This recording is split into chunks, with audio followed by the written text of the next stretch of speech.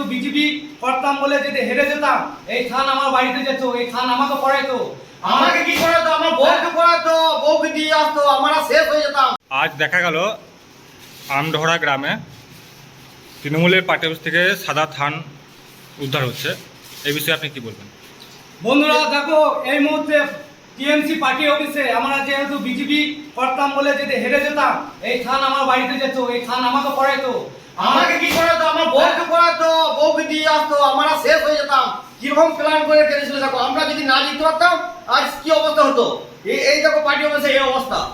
সাদা খান হ্যাঁ, সব বাড়িতে বাড়িতে যেত। আমার বউকে পড়াইতো এইগুলো।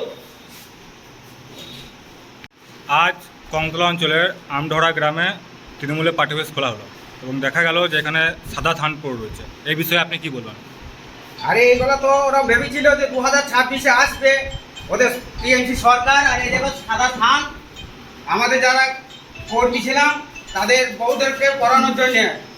হিন্দু সমাজে আছে যে স্বামীরা মারা গেলে তাদের স্ত্রীদিকে নিয়ে সাদা স্থান পড়ায়, এইরা সব সাদা স্থান, এগুলো সব আমাদের স্ত্রীদের পড়ানোর জন্য। আর ওরা ভেবেছিল যে ওরা আসবে, তাই স্থান আগে থেকে সব জড়ো করছিল।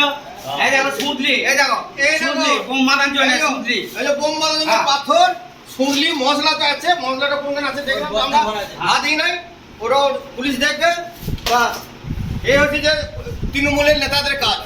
এবং যেসব মোদিজি যেসব বার্তা দিয়েছিল আয়ুষ্মান ভারতের জন্য, সেই কার্ড কিন্তু পার্টি অফিসে কিন্তু ভরা আছে। তারা সবার কাছে কেড়ে নিয়েছিল এগুলো। জনগণের যে রায়, সেই রায় এরা কিন্তু সেই জায়গায় ভরে রেখে দিয়েছে এবং মানুষকে পরিষেবা দেয়নি। পুলিশ যদি না করে তাহলে আমাদের ছেড়ে দেয়। যে কৃষিদের কিছু জিনিস ছিল, যে কৃষিদের চাষের জন্য এই ভুট্টা কৃষিকে দেওয়ার জন্য, সেই এখনো ভরা আছে বাস্কেট মধ্যে, সেটা বার করি না। এখন অনেক কিছু ভরা আছে, কিন্তু আমরা দিই নাই। আর পুলিশ যদি কিছু না করে আমাদেরকে ছেড়ে দেয়, আমরা কিছু যা করা করে দিচ্ছি।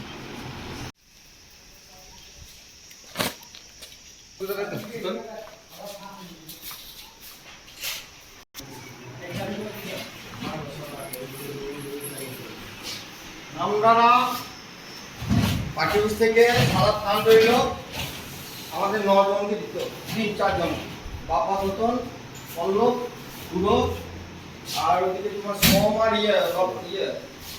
কালয়।